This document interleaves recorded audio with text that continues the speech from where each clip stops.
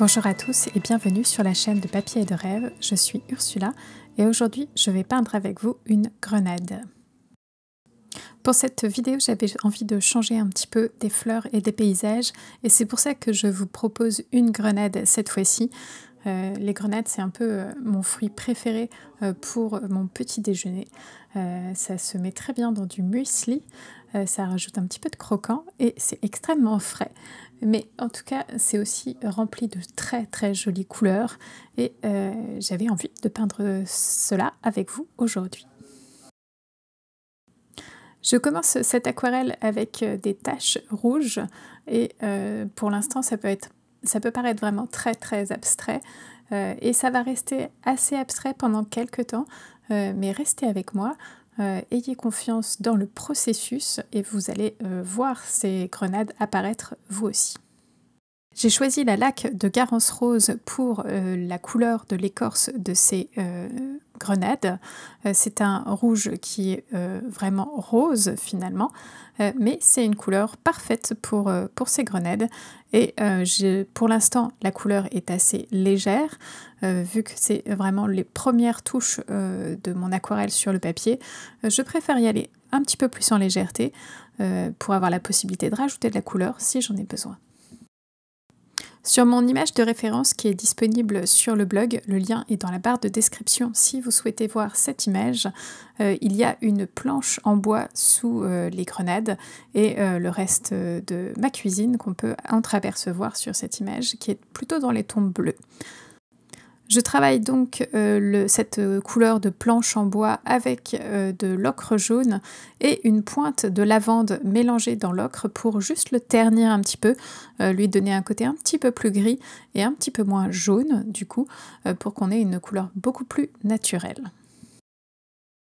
Comme je n'ai pas attendu entre le moment où j'ai appliqué ce beige pour la planche en bois et le rose pour les grenades, les couleurs se fondent et c'est totalement normal. Ça va m'aider aussi à raffiner mes formes puisque je les ai placées avant tout juste comme un point de repère. Je veux qu'il y ait cette grenade ici, cette autre grenade là et voilà. Mais comme les formes sont vraiment très grossières pour l'instant, c'est aussi bien que les couleurs se fondent, qu'il y ait beaucoup de douceur, puisque ça me laissera beaucoup plus de liberté pour la suite et pour donc raffiner les formes. Et petit à petit, je peux rajouter des couleurs un petit peu plus puissantes par endroit, donc un petit peu plus de pigments sur mon pinceau et un petit peu moins d'eau. Bien sûr, tout est encore très humide, donc tout va se fondre, mais ça me permet déjà de commencer à travailler les formes, avoir une meilleure idée de là où je veux aller, et petit à petit, on va y arriver. Pour réaliser l'arrière-plan que je souhaite bleu, j'utilise du bleu indigo et j'ai retourné ma feuille juste pour me faciliter le travail. Il n'y a rien de très technique à faire ça, c'est juste que je me sentais plus à l'aise de le faire à l'envers et du coup c'est ce que je fais.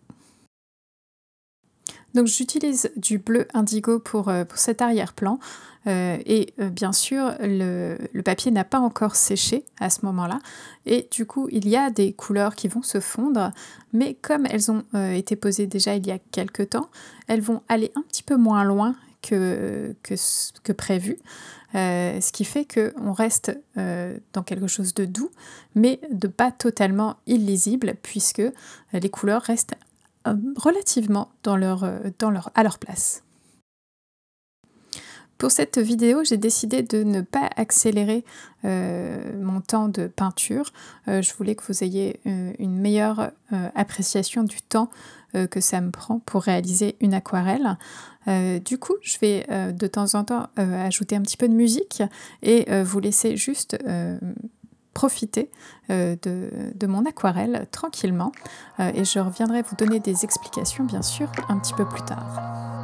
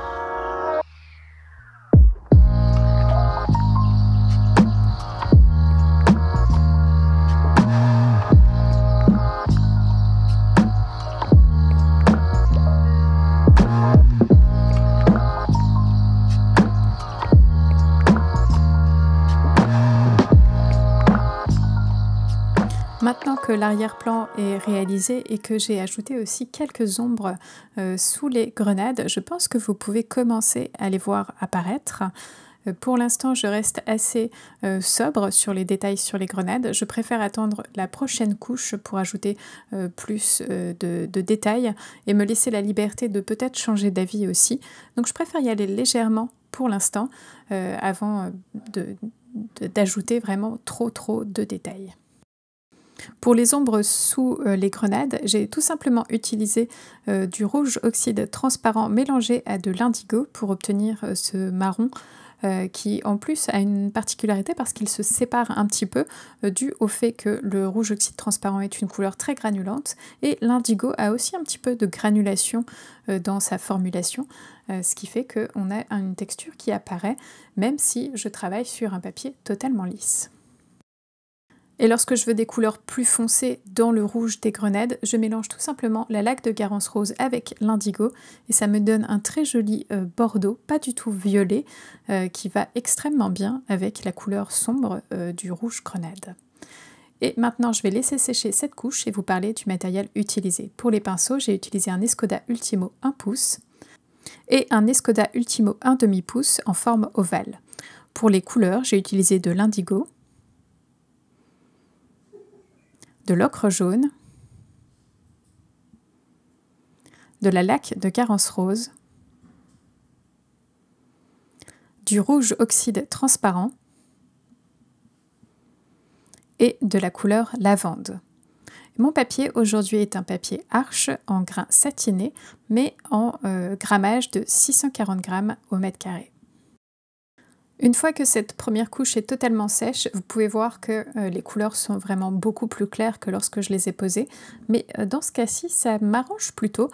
Je trouve que c'est plutôt une bonne chose parce que ça me permet d'avoir un petit peu plus de liberté pour raffiner les formes.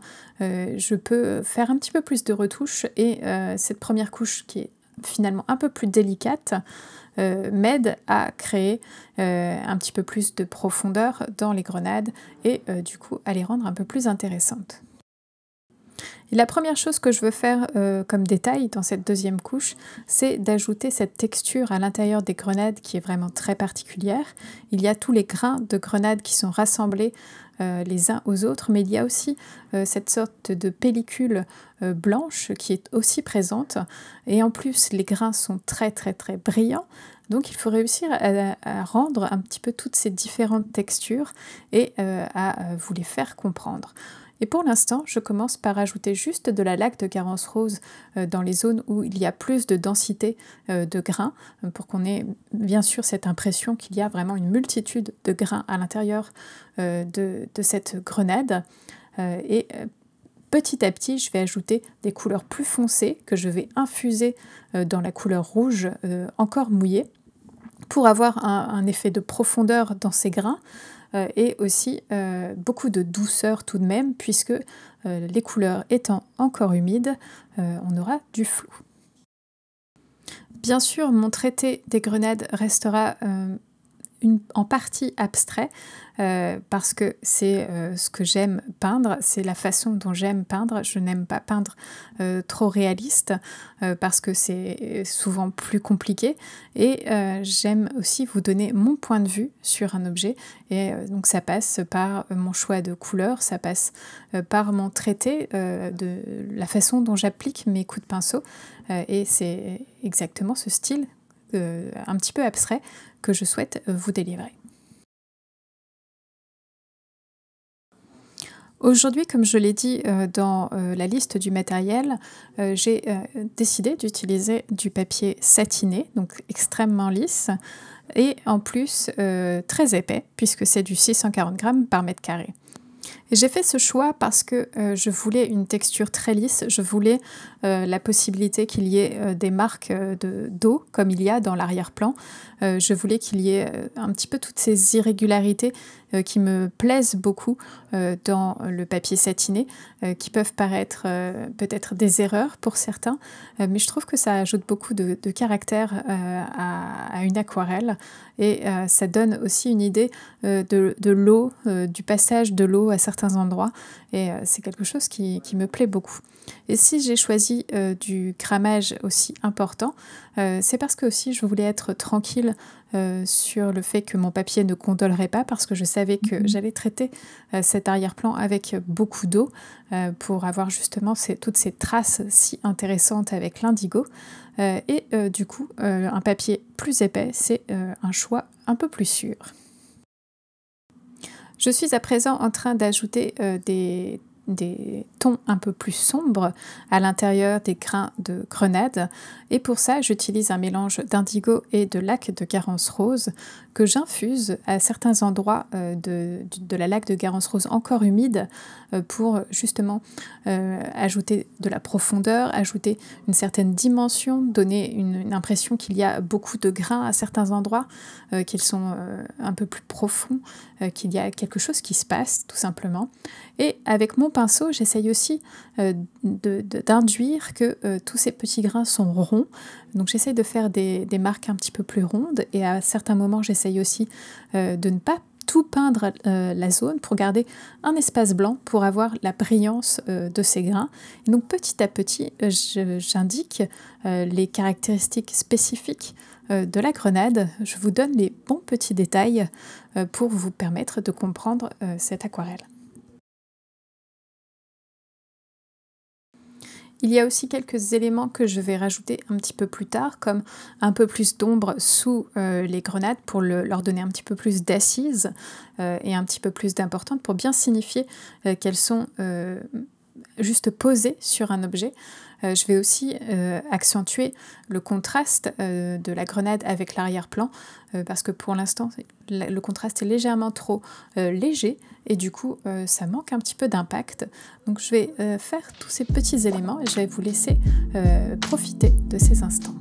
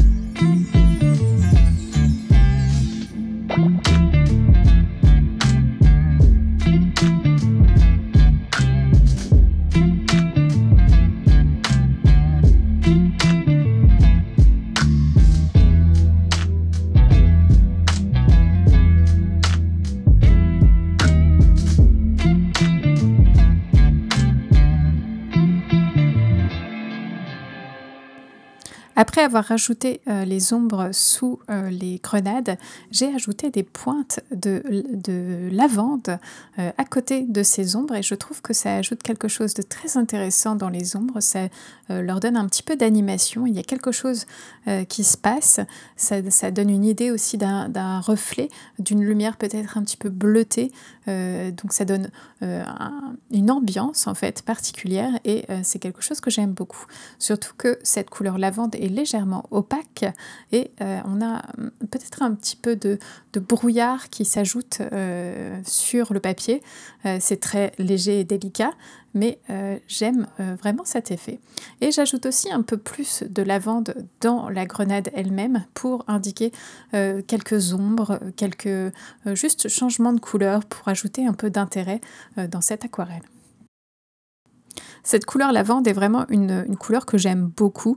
J'aime beaucoup l'utiliser et j'ai souvent essayé de l'utiliser plus et de l'utiliser au début de mes aquarelles. Et l'utiliser au début, ça ne me fonctionne pas pour moi. Il y a quelque chose qui se passe avec le pigment qui fait peut-être sécher le papier trop vite et on voit beaucoup plus de taches que ce qu'on devrait voir normalement. Peut-être que le pigment n'a pas la même capacité à se fondre dans les autres couleurs, surtout lorsqu'on l'utilise peut-être d'une manière un petit peu plus soutenue, dans une première couche un peu délicate. Ce sont des choses qui ne fonctionnent pas. Mais à chaque fois que je l'utilise à la fin, en touche de couleur pour juste rehausser certains tons par contraste, puisque c'est une couleur un peu froide. Si on le met à côté d'une couleur chaude, tout de suite on va voir un petit peu plus cette couleur chaude se développer sous nos yeux. De cette manière-là, je trouve que cette couleur est extrêmement intéressante, mais il faut apprendre à l'apprivoiser. Et maintenant, mes grenades sont pratiquement terminées. J'ajoute encore quelques tout petits détails, mais on est bien loin des taches roses du tout début de cette aquarelle.